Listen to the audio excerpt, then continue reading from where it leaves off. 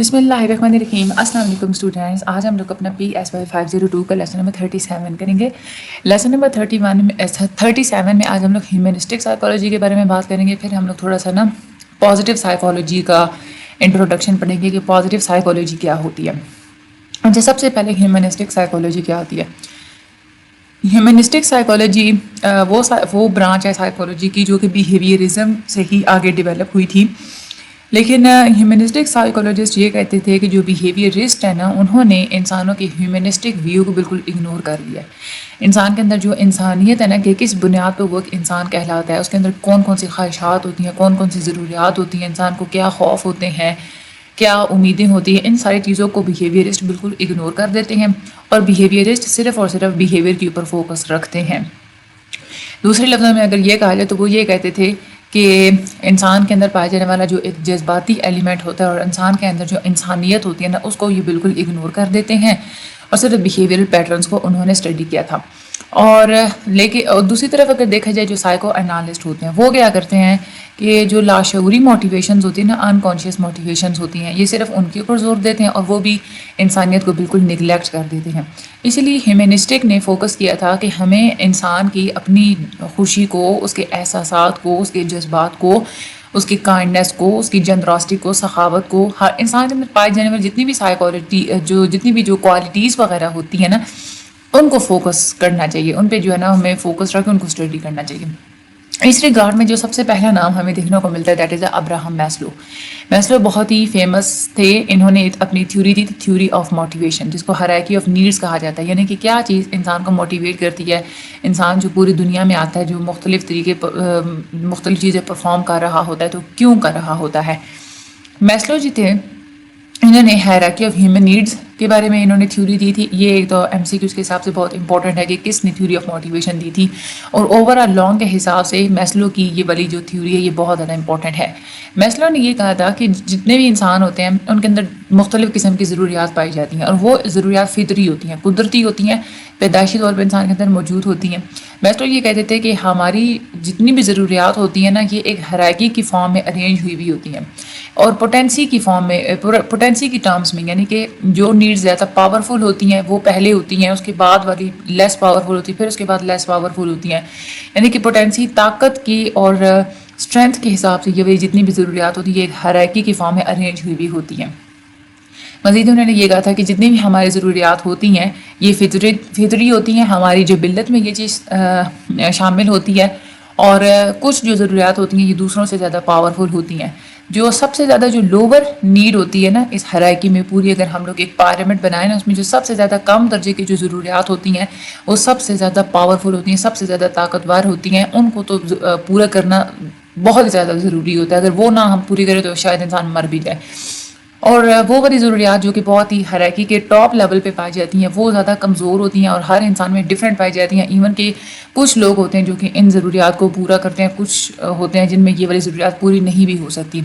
अब ये जो बहुत ज़्यादा लोअर दर्जे पे पाई जाने वाली जो बेसिक ज़रूरियात होती हैं ये वाली इंसानों में और जानवरों में सेम एक जैसी होती हैं, ठीक है। और लेकिन जो हायर लेवल की जो नीड्स होती हैं ना वो सिर्फ इंसानों के अंदर मौजूद होती हैं। अब हम लोग इसको बारी बारी पढ़ते हैं तो आप लोगों को मज़ीद ये चीज़ क्लियर हो जाएगी। वो कहते हैं कि सबसे पहली ये 5 जो है ना ये बहुत इंपॉर्टेंट है। सबसे पहली जो बेसिक नीड होती है ना वो आती है हमारी फिजियोलॉजिकल नीड्स, यानी कि हमारी जिस्मानी ज़रूरियात वगैरह आ गई। ये हायरार्की के बॉटम पे पाई जाती हैं और इसमें जो कुदरती तौर पे हमारी ज़रूरियात होती हैं, यानी कि खाना पीना, सोना, सांस लेना, ये वाली जितनी भी ज़रूरियात होती हैं ये फिजियोलॉजिकल नीड्स होती हैं। इसके बाद आती हैं सेफ्टी नीड्स, यानी कि जब इंसान की ये वाली बेसिक ज़रूरियात जब पूरी हो जाती हैं, फिजियोलॉजिकल नीड्स पूरी हो जाती हैं, तो फिर इंसान फोकस करता है कि अब मुझे ज़रूरत है, एक सेफ्टी की ज़रूरत है, तहफ़्फ़ुज़ की ज़रूरत है। इंसान को सिक्योरिटी चाहिए होती है, इंसान को हर चीज़ एक ऑर्डर में चाहिए होती है, सिक्योरिटी भी चाहिए होती है, उसको एक स्ट्रक्चर की फॉर्म में चाहिए होती है। तो ये वाली इंसान फिर ज़रूरियात पूरा करता है।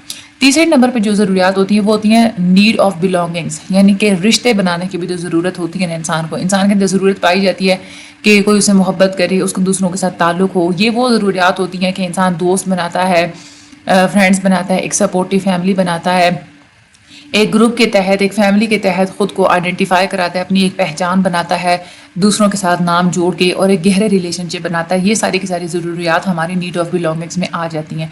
चौथे नंबर पे आती है हमारी इस्टीम नीड्स। ये चौथा लेवल होता है। اسٹیم نیڈ یعنی کہ عزت نفس، یہ ان ضروریات کا پورا مجموعہ ہے جس میں ہم لوگ چاہ رہے ہوتے ہیں نا کہ ہماری ایک پہچان ہو، لوگ ہمیں پہچانیں، ہماری عزت ہو، لوگ ہمیں ایکسیپٹ کریں، ہمارا ایک نام ہو، مرتبہ ہو سوسائٹی کے اندر، ایک اسٹیٹس ہو، یہ ایک سیلف اسٹیم ہو. یہ جب انسان کی یہ ضرورت پوری ہوتی ہے، انسان کے اندر فیلنگ ہوتی ہے، انسان زیادہ کانفیڈنس فیل کرتا ہے، انسان ذرا باصلاحیت فیل کرتا ہے. اگر اسٹیم نیڈز انسان کی پوری نہیں ہوتی تو انسان کے اندر احساس کمتری پیدا ہونا شروع ہو جاتی ہے، انسان کے اندر ڈسکریجمنٹ ہوتی ہے، اس کا حوصلہ پست ہونا شروع ہو جاتا ہے. آخری جو لیول کی نیڈز ہوتی ہیں وہ ہوتی ہیں need of self actualisation. Self actualisation اس پورے جو نیڈ کا جو پیرامڈ ہوتا ہے نا اس کے بالکل ٹاپ پہ پائی جاتی ہیں. اور سیلف ایکچوئلائزیشن والی جو نیڈز ہوتی ہیں اس کا مطلب یہ ہوتا ہے کہ انسان کوشش کرتا ہے تمام تر صلاحیتوں کو استعمال کر کے اپنا گول اچیو کرے، بہترین انسان بنے. یہ والی جو ضرورت ہوتی ہے یہ سیلف ایکچوئلائزیشن میں آتا ہے. اب آپ لوگ خود دیکھ لیں یہاں پہ فزیولوجیکل کھانا پینا سونا یہ ایک بیسک ضروریات ہیں اور یہ واقعی میں بیسک ہی ہیں اور یہ تو ہر کوئی پوری کرتا ہے، لیکن سیلف ایکچوئلائزیشن کی ضرورت کی طرف کوئی جاتا ہے. ٹھیک ہے، ہر کوئی سیلف ایکچوئلائزیشن کی طرف نہیں جاتا. تو یہی اسی وجہ سے یہ کہتے ہیں کہ سیلف ایکچوئلائزیشن بالکل ٹاپ پہ پائی جاتی ہیں. آگے ہم لوگ بات کرتے ہیں کارل راگرز کی. کارل راگر نے ایک بک لکھی تھی کاؤنسلنگ اینڈ سائیکو تھراپی کے حوالے سے، اور ان کو یونیورسٹی آف چکاگو میں انوائٹ کیا گیا تھا کہ وہ وہاں پہ اپنا کاؤنسلنگ سینٹر بنائیں. اس کے بعد انہوں نے ایک کلائنٹ سینٹر تھراپی بھی بولی تھی. اس کے بعد انہوں نے ایک بک لکھی تھی جس کا نام تھا آن بیکمنگ اے پرسن. انہوں نے یہ کہا تھا کہ جو سیلف ایکچوئلائزیشن ہوتی ہے وہ سب سے بڑی ایک ڈرائیو پائی جاتی ہے انسان کی پرسنالٹی کے اندر. سیلف ایکچوئلائزیشن کی بنیاد پہ ہی انسان کی پرسنالٹی بلڈ ہوتی ہے. اور انہوں نے یہ کہا تھا کہ انسان کی جو ذہنی صحت ہوتی ہے نا وہ تب ٹھیک ہوتی ہے جب سیلف ایکچوئلائزیشن انسان میں پائی جائے. ٹھیک ہے، یہ ایک ہائیسٹ لیول ہوتا ہے. جس انسان نے سیلف ایکچوئلائزیشن حاصل کر لی اس کا مطلب ہے کہ اس کی جو ذہنی صحت ہے نا وہ بالکل ٹھیک، اس کا ذہن صحت مند ہے.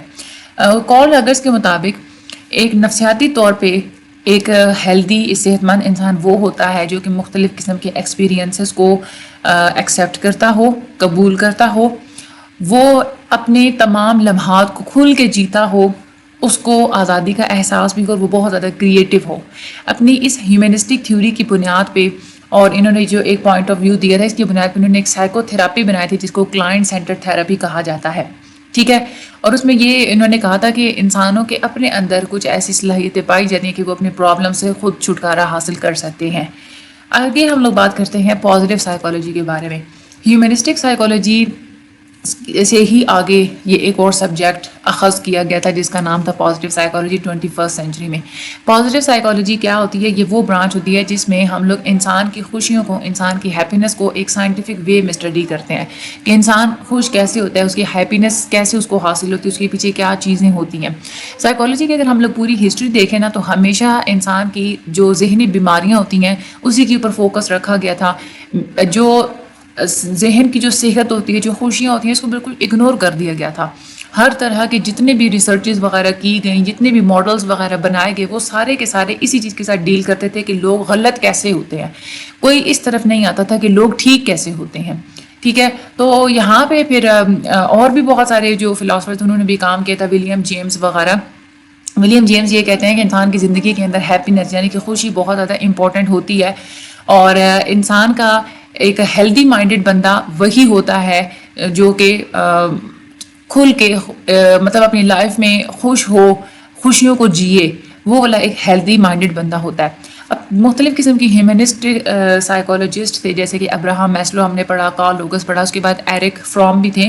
انہوں نے بڑی سکسیزفل تھیوریز بنائی تھیں جس میں انسانوں کی جو ہیپینس ہوتی ہے نا وہ بھی انوالو تھی. اس کے بارے میں انہوں نے تھوڑا سا اسٹڈی کیا تھا، لیکن ان کا جو کام تھا نا اس کے پیچھے کوئی بنیادی طور پہ ایک ٹھوس دلیل موجود نہیں تھی، امپیریکل ایویڈنس موجود نہیں تھا.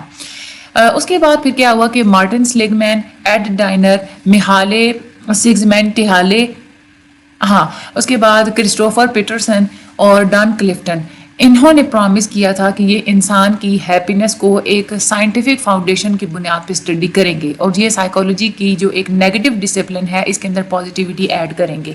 مزید پازیٹیو سائیکالوجی کے تھرو اب کون سے ماڈرن ٹرینڈز ہوتے ہیں سائیکولوجیکل ٹریٹمنٹ کے، اس کے بارے میں ہم لوگ آگے پڑھیں گے انشاءاللہ. اگلے لیکچر میں ہم لوگ وہ پڑھیں گے.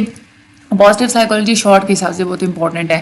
اور یہ والے جو ہے نا ایک سائیکولوجیکلی ہیلدی پرسن کون ہوتا ہے کارل راگرس کے مطابق, یہ بھی ایم سی کیوز کے حساب سے بہت امپورٹنٹ ہے. ایک یہ آپ لوگوں کو ایم سی کیوز آتا ہے کہ کارل راگر کی تھراپی کا نام کیا تھا, تو کلائنٹ سینٹر تھراپی تھی, یا پھر ایسے بھی پوچھتے ہیں کہ کلائنٹ سینٹر تھراپی کس نے بتائی, جس کو راگرین تھراپی بھی کہا جاتا ہے, کلائنٹ سینٹر تھراپی بھی کہا جاتا ہے, پرسن سینٹر تھراپی بھی کہا جاتا ہے. ٹھیک ہے. اچھا یہاں پہ یہ والی جو 5 نیڈز ہیں میں آپ کو پہلے ہی بتا چکی ہوں, میسلو کی جو نیڈز ہیں یہ لانگ کے حساب سے بہت امپورٹنٹ ہے. ٹھیک ہے. یہ ایک دفعہ بس اس کو آپ لوگ ریڈ کر لیجیے گا, باقی مجھے اپنے دعا میں یاد رکھیے گا, چینل کو سبسکرائب کرنا مت بھولیے گا. اگر آپ لوگوں کو یہ ہے نا کہ بہت سارے اسٹوڈنٹس ہوتے ہیں کنفیوز ہوتے ہیں کہ ہمارے فائنل ٹرم مارکس کی کیلکولیشن کیسے ہوتی ہے, تو اس سے ریلیٹڈ ایک ویڈیو ہے وہ آپ لوگ دیکھ لیجیے گا, اور ڈسکارڈ کا میں لنک ویڈیو کا بھی اینڈ پہ میں لگا دوں گی, تو وہ بھی آپ لوگ دیکھ لیجیے گا. ٹھیک ہے. باقی مجھے اپنی دعا میں یاد رکھیے گا. Thank you so much.